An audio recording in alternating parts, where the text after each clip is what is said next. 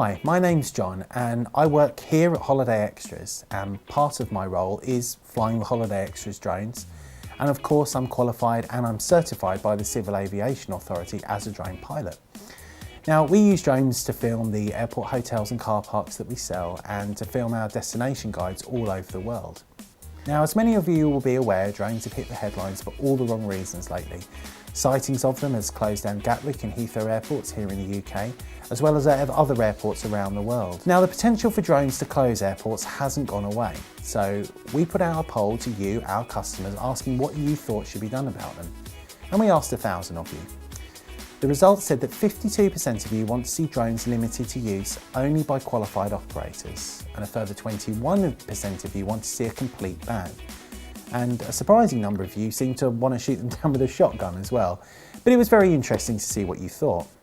So the UK government will be introducing new legislation, and this is an attempt to tackle the problem of drone misuse. It'll give the police increased powers that mean they can seize, land or inspect your drone, as well as search your property if they've got a warrant under the suspicion of misuse. There'll also be a mandatory online competency test that all drone pilots must take before they fly their machine. Now, whilst it's good to see that action is being taken, we feel that it really should go a step further and stop people flying large drones near airports. So to achieve that, we're calling for, firstly, the online competency test to be scrapped and replaced with an in-person drone theory test.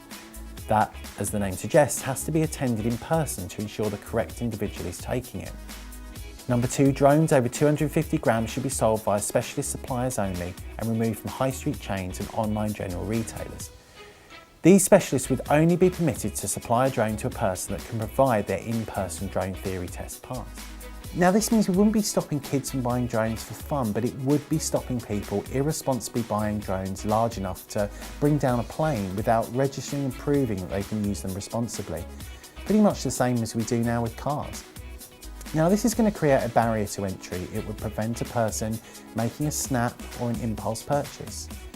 It would make somebody really think about owning a drone and what it entails, and it would give greater visibility to everybody on who is actually flying drones, so that hopefully no one could purchase a large drone with the intention of causing problems at an airport.